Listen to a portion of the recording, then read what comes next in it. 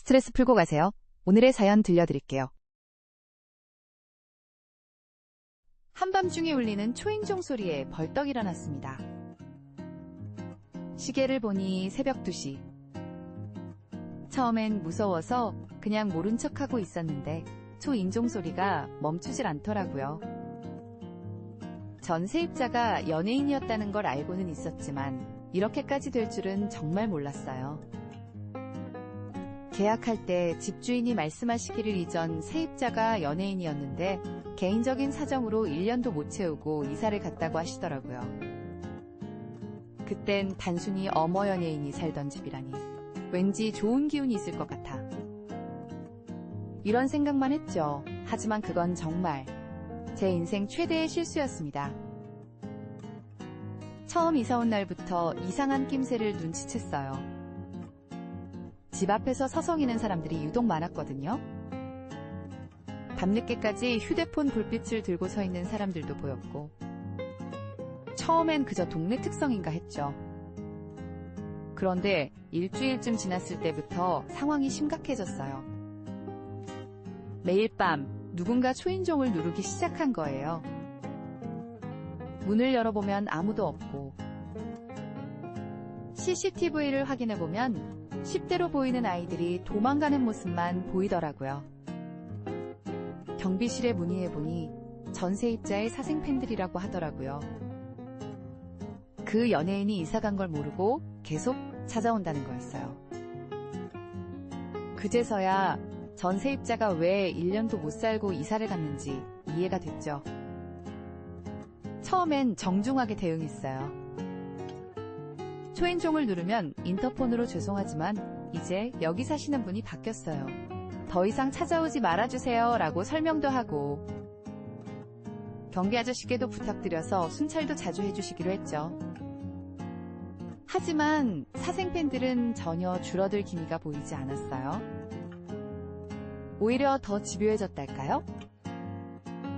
제가 거짓말을 한다며 욕설을 하는 경우도 있었고, 심지어 어떤 팬은 언니가 이사간 게 거짓말이라는 걸 알아요. 우리한테 거짓말하지 마세요 라며 화를 내기도 했죠. 밤마다 초인종 소리에 놀라 잠에서 깨는 일이 반복되다 보니 점점 불안감이 커져갔어요. 혹시나 하는 마음에 현관문 잠금 장치도 2중 3중으로 해놓고 창문을 열어두는 것조차 무서워졌죠. 그러던 어느 날 밤이었어요.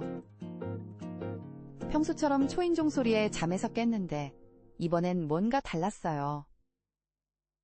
초인종 소리와 함께 현관문을 세게 두드리는 소리가 들리더니, 언니 우리 알아요. 분명 집에 계신 거 좀 나와주세요. 하는 떨리는 목소리가 들렸어요. 그때까지만 해도 평소와 비슷한 상황이라 생각했는데 갑자기 현관문 손잡이가 격하게 돌아가는 소리가 들리는 거예요. 순간 온몸에 식은땀이 흘렀어요. 방 안에서 덜덜 떨며 CCTV 화면을 확인해보니 이번엔 혼자가 아닌 삶에서 4명의 사람들이 서 있더라고요. 112에 신고를 하려는데 손이 너무 떨려서 휴대폰을 몇 번이나 놓칠 뻔했어요. 그때 갑자기 쾅 하는 소리와 함께 현관문이 심하게 흔들렸어요. 누군가 문을 발로 차고 있었던 거죠. 언니, 우리 오빠 어디 있어요? 분명 여기 있다고 했단 말이에요. 하는 소리가 들리면서 점점 더 거칠게 문을 두드리기 시작했어요. 경찰이 오기 전까지 버텨야 한다는 생각뿐이었죠. 그런데 갑자기 현관문 틈 사이로 뭔가가 비집고 들어오려는 게 보였어요. 나중에 알고 보니 신용카드였대요. 문틈으로 카드를 넣어 잠금 장치를 풀려고 했던 거죠. 다행히 이중 잠금을 해둬서 쉽게 열리진 않았지만 그 순간의 공포는 정말 말로 표현할 수가 없었어요. 전 침대 밑으로 들어가 몸을 숨긴 최경찰이 오기만을 간절히 기다렸죠. 밖에선 계속해서 언니, 문 좀 열어주세요. 보고 싶어서 그래요. 하는 애원 섞인 목소리가 들려왔어요. 그렇게 숨죽이고 있는데 갑자기 밖이 조용해졌어요. 처음엔 그들이 포기하고 돌아간 줄 알았죠.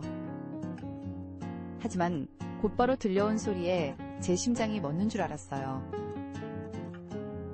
베란다 창문이 살짝 열려있네. 순간 온몸이 얼어붙었어요. 베란다에서 들리는 발소리, 창문을 통해 들어오려는 소리. 침대 밑에 숨어있던 제 손이 멈추지 않고 떨리더라고요. 그런데 바로 그때 멀리서 들려오는 경찰차 사이렌 소리. 그 소리를 들은 베란다의 사람들도 놀랐는지 경찰이야? 빨리 도망가자. 하는 소리와 함께 급하게 뛰어가는 발소리가 들렸어요. 곧이어 경찰과 경비 아저씨가 도착했죠. 그제서야 안도의 한숨을 내쉬며 침대 밑에서 나왔는데 다리가 너무 후들거려서 제대로 서 있을 수도 없었어요. 경찰 조사 결과 그날 온 사람들은 SNS에서 만난 팬들이었대요. 누군가가 전세입자인 연예인이 아직도 이 집에 산다는 거짓 정보를 퍼뜨렸고 그걸 믿고 찾아온 거였죠. 그 일이 있고 나서 더는 그 집에서 살 수 없겠다고 결심했어요. 위약금을 물더라도 이사를 가야겠다고 마음먹었죠. 다행히도 집주인분이 상황을 이해해 주셔서 위약금 없이 계약 해지를 해주셨어요. 지금 생각해보면 그때 집주인이 집값을 시세보다 조금 낮게 부른 것도 다 이유가 있었던 거죠. 전세입자의 이런 문제를 미리 알려주셨어야 했는데 그냥 연예인이 살던 집이라는 말만 하시고 중요한 건 숨기셨던 거예요. 이사 가기 전마지막으로 그 집을 둘러보면서 많은 생각이 들더라고요. 연예인의 삶이 겉으로 보기엔 화려해 보여도 이런 고통스러운 일상이 있었겠구나. 사생팬들의 집착이 얼마나 무서운 것인지 직접 겪어보니 너무나 잘 알겠더라고요. 지금은 조용한 빌라촌으로 이사와서 평화롭게 살고 있어요. 그런데 가끔 한밤중에 초인종 소리만 들려도 그때의 악몽이 떠올라 가슴이 덜컥 내려앉곤 해요. 연예인도 연예인의 가족들도 심지어 그들이 살던 집에 이사 온 사람까지 모두가 피해자가 되는 이런 일이 더는 없었으면 좋겠어요. 여러분은 어떠셨나요? 비슷한 사연이 있다면 댓글로 함께 나눠주세요.